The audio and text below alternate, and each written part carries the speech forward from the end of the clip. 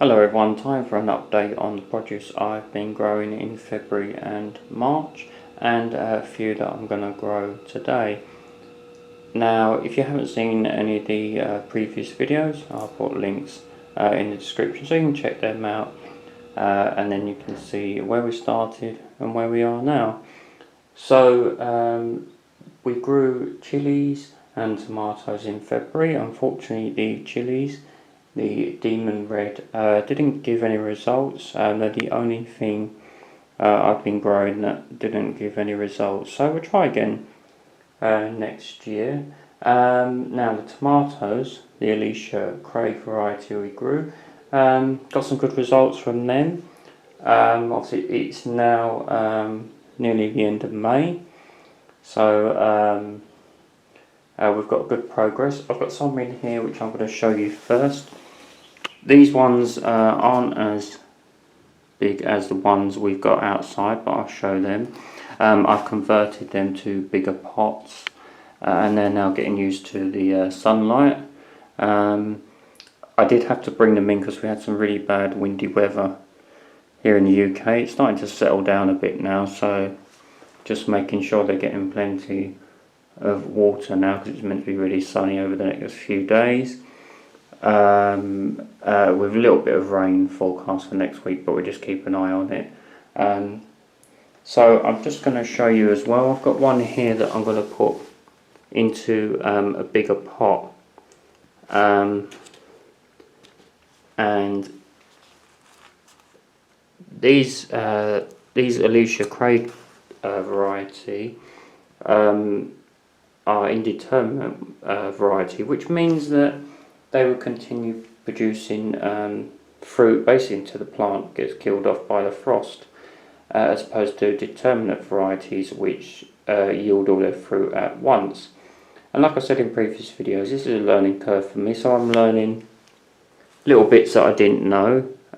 Things like the hairs on the plants, as soon as they touch the compost, they will form roots. So that's something I learned, and any tips you have, feel free to leave them in the comments. So I'm just going to quickly show you how to convert this onto a bigger pot, and then I'll show you the ones outside. So I've just made a well in the pot, and then just gonna, I've already loosened it at the bottom, and you can see how good a root system that's got on it. And now we've converted to a bigger pot, meaning it has further space to grow. And then what we're going to do is just put some compost on top of that, and then water it as well. Push it right down.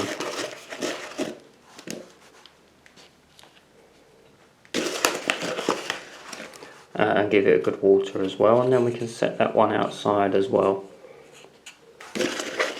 And what I've also done to all the ones outside is, as you'll see, I've attached one of these. It's just like a support cane which you can buy from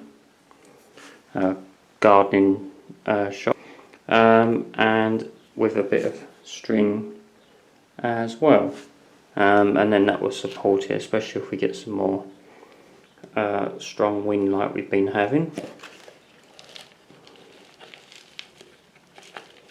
That last bit on there. Give it a good pat down.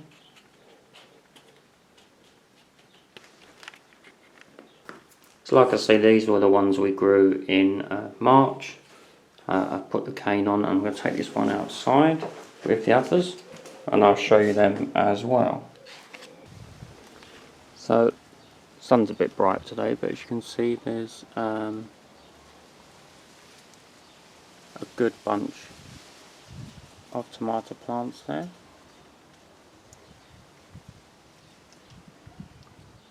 And then hopefully soon we should start to see the white flowers, and then start to get some fruit soon, which would be very exciting. Giving them a good water today as well. And then some of these are ready to go into bigger pots soon, so I'll start transferring them soon as well. So we're going to have plenty of fruit. I think, as I said in the previous video, I didn't realise that we'd get so many results, but that's good. You know, because there'd be so much you can make with tomatoes, and obviously I could give some away as well. So that's good progress on the tomatoes. We should start to hopefully see some, in terms of getting the fruit, hopefully round about July, so in a month or so, hopefully. So obviously I'll give you an update when we get to that stage. Now, also in February we grew some cabbages, leeks and lettuce outside. I'll show you everything outside shortly. And then March we started to grow the tomatoes, Garden's Delight. Oh yeah, the Alicia Craig one, sorry, we grew in February.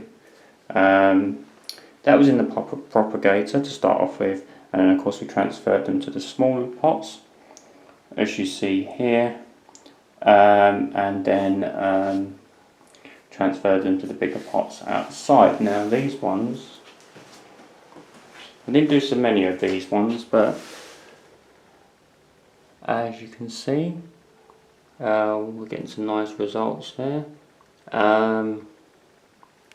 There's a couple of plants in that one, but they're doing well, and it'd be interesting to see how the two varieties differ. These are Gardener's Delight ones. Okay, and then also we grew some parsley as well. Now that's some really good results. This is the moss curd parsley too. So as you can see, there's quite a lot there, and it's actually ready to use, because if you recognise the parsley, as I'm sure you know its appearance. And what I learned was that you need to take the whole cut the whole sort of plant away. There's just several in here, so that it will grow back again, rather than take actual sprigs off and then just keep it in the fridge and just use it when you need it, and then it will grow back. So we've got good results all round there. So that's good as well, and parsley is useful in a lot of dishes as well, so that's a good result. Now we also did the red vein sorrel as well in March. That's produced some really good results. The leaves, as you can see, some of them are really big, and there's some more little ones growing underneath. I'm going to need to transfer them to bigger pots as well soon, and of course you can plant them outside as well, so that's something to do as well. I do love the red, hence why it's called red vein on the leaf there. Now also outdoors we did some red salad bowl lettuce, and also the Kelvedon Wonder peas, and the mixed variety of radishes, so I'll show you all them when we go outside. Now we also did some Mangetout, and I will show you the results of them. I only got 2 plants from them, but this one I'll show you here. And again, I've attached it to a cane, because they can't really stand up on their own. They grow quite quickly, and as you can see, that one's actually wrapped itself around the vine,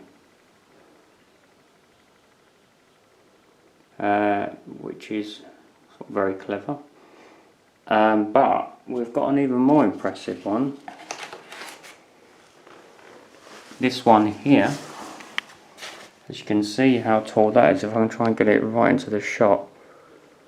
And also you can probably notice now it's getting a flower as well. So that's really good. I haven't put this one outside yet. I will do soon. I was just being, because of its progress, I've just been really careful. And I've actually used a much longer cane. Started off with a smaller cane like the other one, and now I've moved it to a bigger one because it needs the support. But that's good to see that there's a flower coming on there, because then we should hopefully get the Mangetout soon. And I do love the detail on these leaves as well, and the little sort of spiry bits at the end. So that's good results there. Now there's a few extra things I'm going to show you as well. We've got some flowers going to grow outside, and we've also got these Morrisons were giving away these sunflower seeds of hope. So we're going to plant them in a pot. You can do them in a pot, or you can do them outside, and then you can sort of transfer them after. I'm sure you recognise sunflower seeds. Sort of space them out a bit. Don't know if I should do. I'll maybe do a few more in another pot. I don't know if it says on the back. I grow to 60 centimetres, and so from April to June, so we're fine there. I'll just give that a water, and then we'll keep an eye on them. And then outside we've got some Swede to do, some broccoli, and the runner beans we're actually going to do inside. I can start them off in a propagator,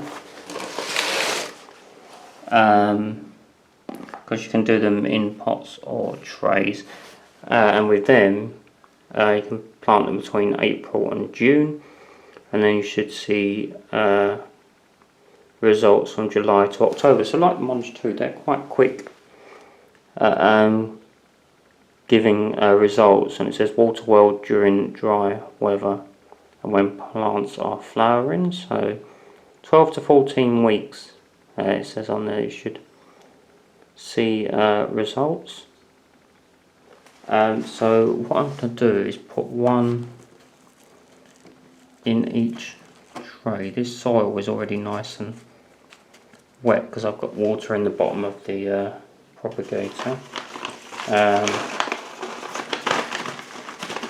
And these are very easy to see, and I'd rather start them off indoors because, like, if you look in my previous video, you know I had a few problems with the peas because of birds, and that's why I put a net over them, because they have a habit of trying to get them, but once they've sort of grown they sort of leave them alone a bit, but the net has done well to protect them.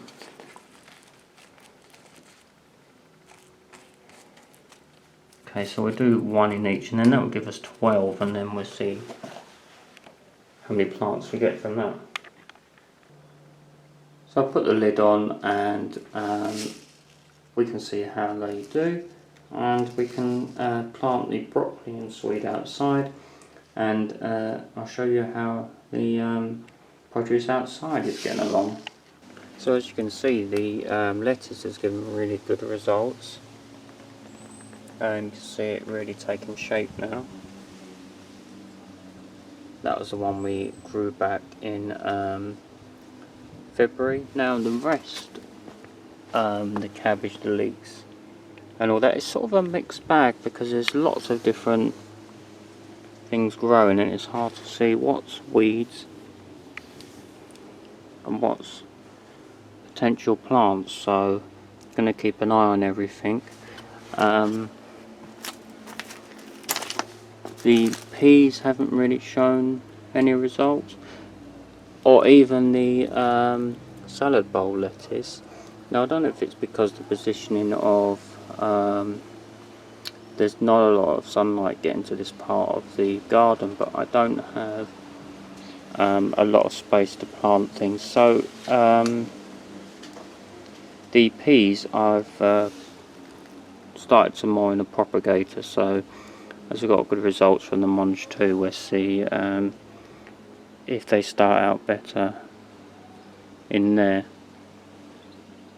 But definitely good progress with the lettuce. I'm going to keep an eye on everything, work out what's weeds, what's not.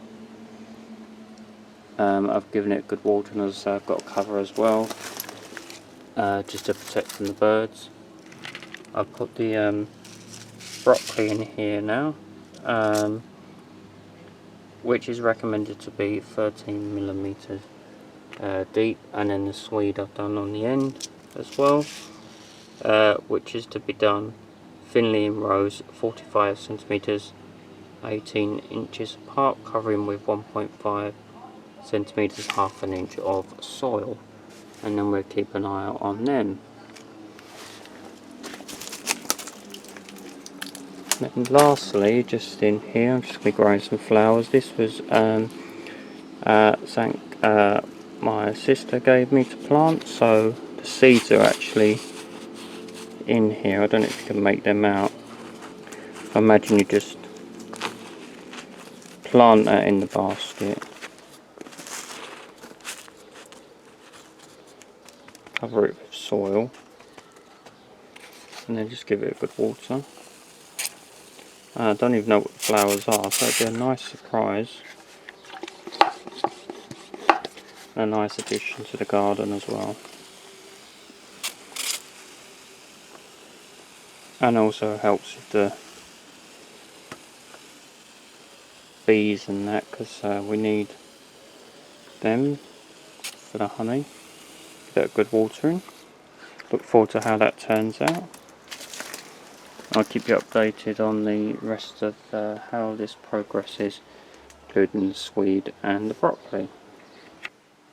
So I hope you found that video interesting. I'll give you another update in a few weeks, and I hope I was able to give you a few tips. And like I say, it's a learning curve for me, so if you have any tips on what I'm growing, then do feel free to leave them in the comments section. That'd be appreciated. And I hope I've also given you encouragement to try it yourself. You know, some produce takes a bit more care than others, but as you can see, it's all generally quite easy to grow as long as you give it some attention and you look after them, and get great results at the end. And thank you for watching. Please do hit that like button so the video can go to more people, and please subscribe if you haven't done so far. Thank you to everyone that has, much appreciated. And as I'll give you an update soon, and there'll be more videos coming soon. I'll do at least one video on various topics every week. So check out the playlist on my channel, and then you can see the sort of content that I do.